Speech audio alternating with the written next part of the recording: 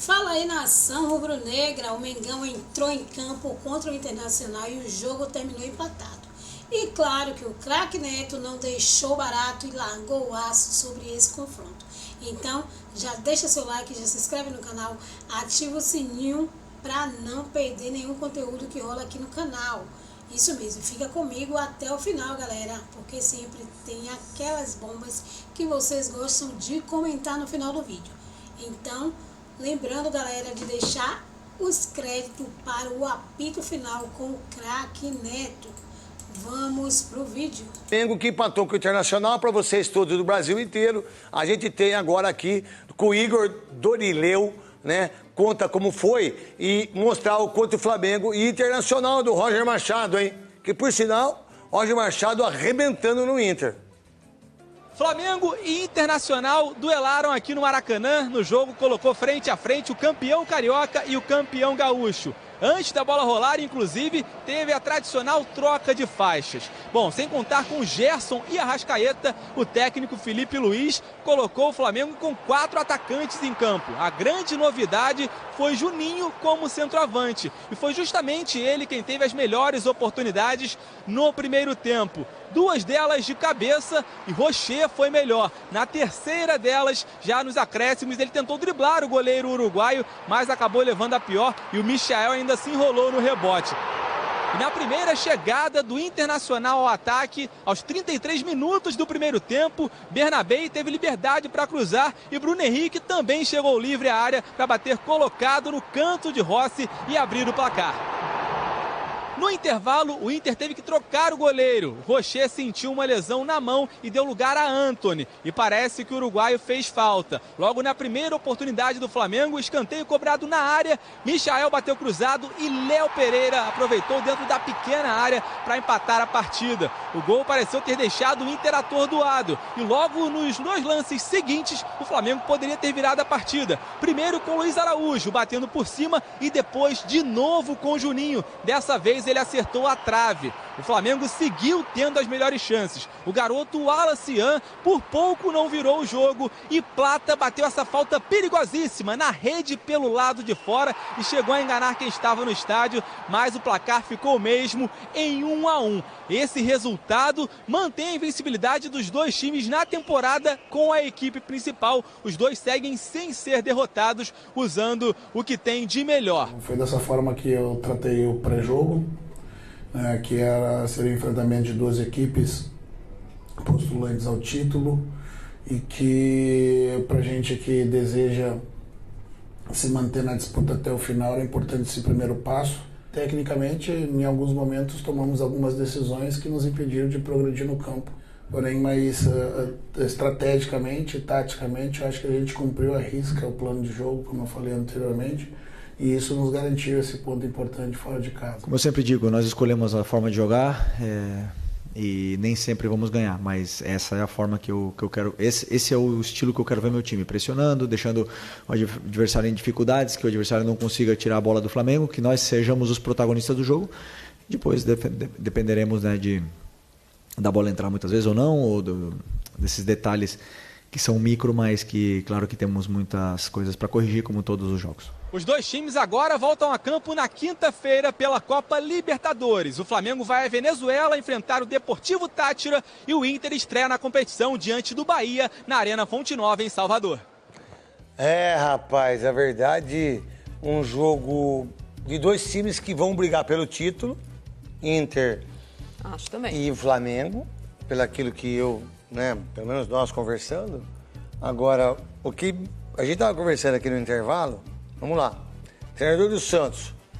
Português. Treinador do Fortaleza. Argentino. Treinador do Palmeiras. Português. Treinador do Corinthians. Argentino. Treinador do São Paulo. Argentino. Cruzeiro, português. Botafogo, português. Brasileiro é Inter, Cuca. Esporte, português.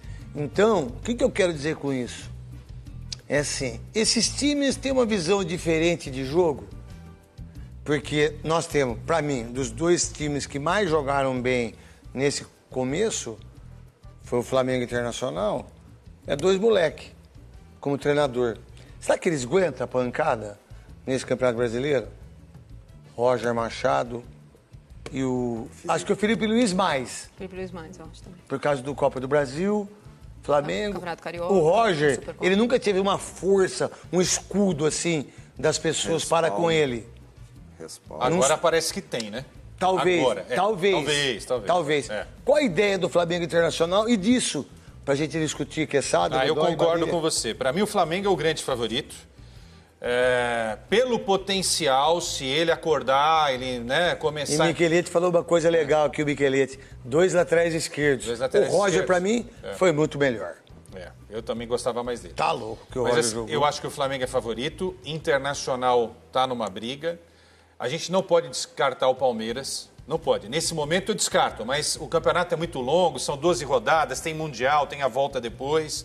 Eu acho que não vai fugir muito por aí. Pela camisa, talvez o Corinthians brigando por um G6, não pelo título, mas por um G6. E sempre aparece alguma novidade, né? O Botafogo, sinceramente, nessa temporada... Jogou bem ontem, hein? Estreou hoje, né?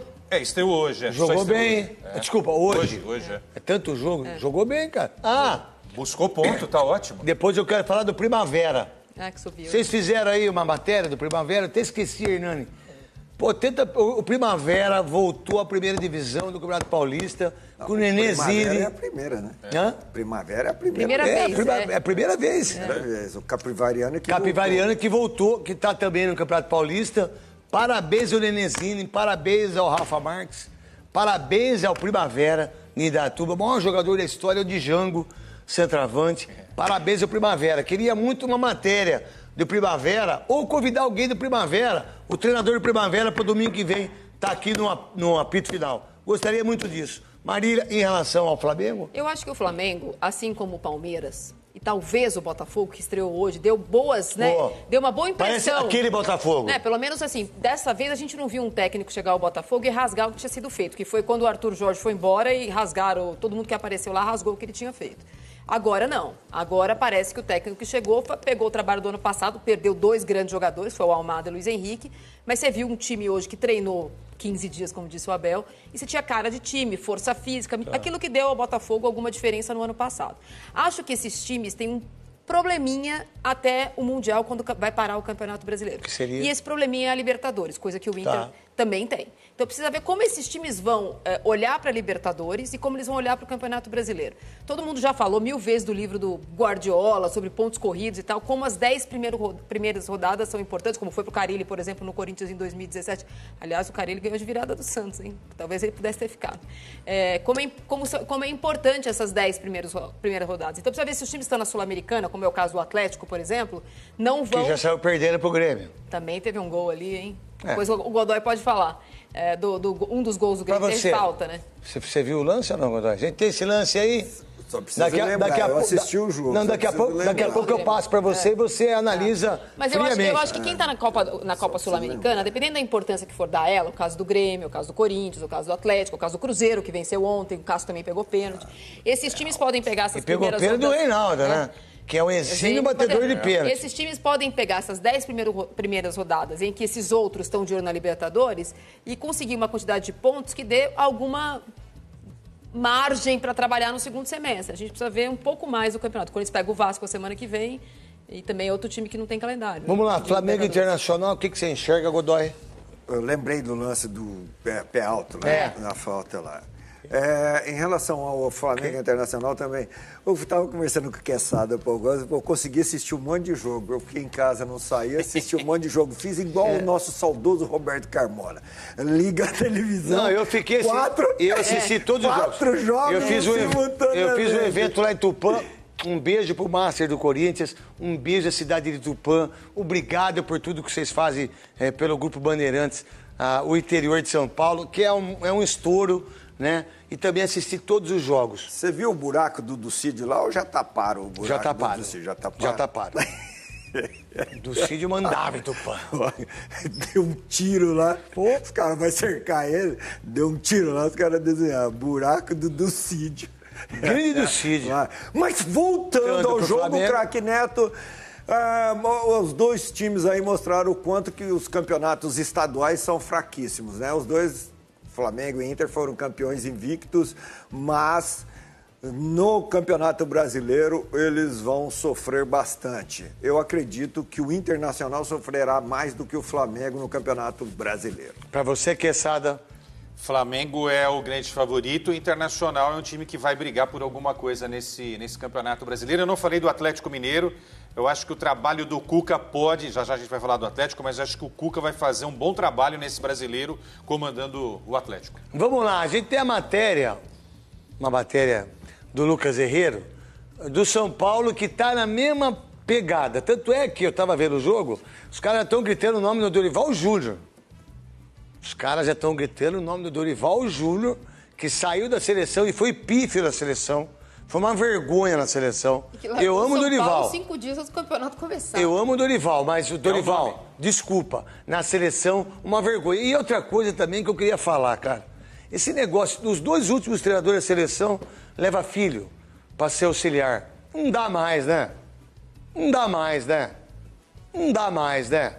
Vamos lá. Se o filho do Dorival querer seguir carreira sozinho, quem contrata ele? Ninguém.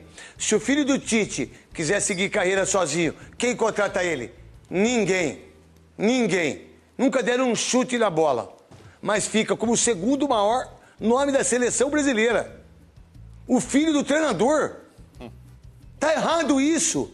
Isso não é legal no elenco. Isso não é legal no métier. Isso não é legal na divisão de perder, de ganhar, de como cobrar. Tá errado isso. Não pode.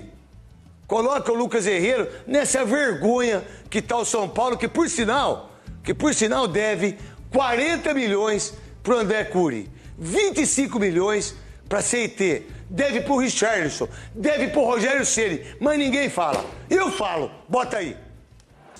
É isso aí, nação rubro-negra. O craque Neto não economizou nas palavras sobre esse confronto do Mengão.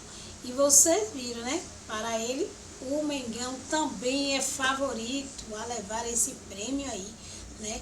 Do Campeonato Brasileiro.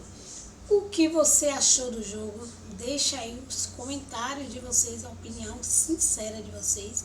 Não se esqueça de deixar o seu like, se inscrever no canal, ativar o sininho para não perder nenhum conteúdo que rola aqui no canal. E, claro, lembrando de deixar inscrito para o apito final com o craque Neto. Tamo junto, até a próxima. Vamos, Mengão!